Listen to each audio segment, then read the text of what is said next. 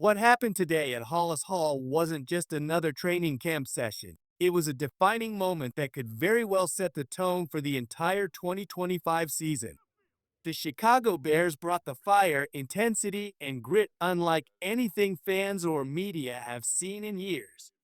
In fact, longtime NFL reporter Courtney even admitted she had never seen as much live tackling in a practice over the past decade. That kind of statement should electrify every Bears fan out there. From the start, it was clear this wasn't going to be a regular day at training camp. Four different fights broke out across multiple units. Pads were popping, tempers flared, coaches didn't hold back, and Ben Johnson, the new face of leadership in Chicago, promised this would be the most physical practice of his tenure. He delivered. Today's emphasis was short yardage situations and goal line battles. According to insider Zach Pearson, the focus was on install completion, which meant both sides of the ball were laying it all out on the line. Johnson made it clear communication errors and sloppiness would no longer be tolerated. In prior sessions, there were visible breakdowns in alignment and direction, problems the coaching staff aggressively addressed.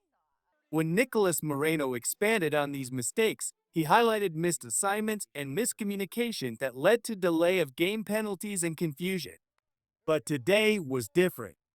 Johnson gathered the troops, addressed the issues head-on, and the Bears responded with one of their best efforts in years. The intensity wasn't just for show. It was foundational. Brad Biggs reported that Johnson doesn't want his team to keep beating each other up. Sunday's preseason game against Miami looms large, and that aggression needs to be channeled toward real competition. Still, that edge is now part of the Bears' DNA. Ben Johnson also made it clear the depth chart is fluid. This camp is a proving ground.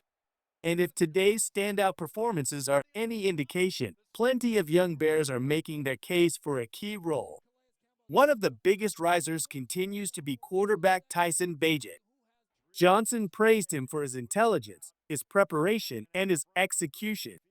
Whether Bagent ends up QB2 or QB3, his presence is undeniable, and his stock is trending upward. Let's talk about the drama. If you thought Chicago was all defense, think again. Today's practice gave fans a full dose of excitement and a little chaos. The first scuffle featured rookie Roman Wilson, who took off his helmet in frustration after a heated exchange. Then Roschon Johnson, unhappy with how he was tackled post-whistle, fired a football at Jonathan Owens before taking him down. Add in another scuffle involving Austin Booker and Braxton Jones, and a final altercation with Gervon Dexter Sr. knocking Jones to the turf, and you've got an all-out war at Hollis Hall. But let's pause here for something important. Before we dive deeper, make sure you're subscribed to the channel, smash that like button, and tap the bell icon so you don't miss a single Chicago Bears update. We're your one-stop source for all breaking news, analysis, and training camp coverage. Stay locked in. Now, let's get back to it. The offense came alive today. J.P. Richardson, the undrafted rookie wideout, continues to turn heads. He looked explosive in drills, and his ability to contribute on special teams might just earn him a roster spot. Tyson Bagent also connected with Luther Burton III for a big gain in a short yardage drill. Burton is coming into his own, showing flashes of his playmaking ability under Antoine Randall L's guidance. And then came the play of the day, possibly of the offseason so far.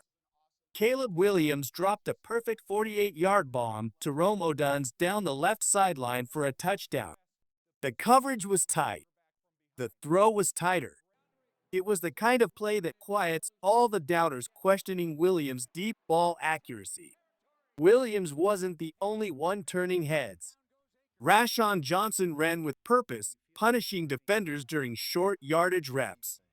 Theo Benedict, filling in at left tackle due to injuries, got first-team reps and looked sharp. That versatility is exactly what this offense needs, especially in a system where Ben Johnson loves rotating linemen. Of course, the offensive line still showed some growing pains. 3 false starts in just 10 plays during 11 on 11 drills remind us that chemistry takes time, even among veterans. But the important part is progress. With Dan Rauscher coaching and Johnson's complex scheme, the unit is evolving fast. A troubling note, tight end Cole Kmet left the field with trainer Andre Tucker and did not return. Kmet's toughness is legendary. He once played through a broken arm, so his visible frustration is concerning. So far, no additional information has been released, but fans are holding their breath. Let's send out positive vibes for Kmet's recovery. While the offense certainly put on a show, the defense wasn't far behind. If anything, they matched intensity with intensity. Rookie defensive lineman Austin Booker and Gervon Dexter Sr. continue to impress. Reports from camp suggest both are playing faster, stronger, and smarter than they did last year. Dennis Allen seems to be unlocking their full potential. Tariq Stevenson called this practice the most fun he's had since entering the NFL. That says something about the culture brewing under this new regime. The defensive line, especially with names like Grady Jarrett in the mix, is gaining confidence and creating real pressure in live-action scenarios. Despite a few scrimmage scuffles, the Bears' defense showed cohesion. Communication looked sharper. Coverage was tighter. And young players are stepping up when it counts. The uncertainty surrounding defensive tackle Darnell Wright has left a temporary gap, but early signs show others are ready to fill that void.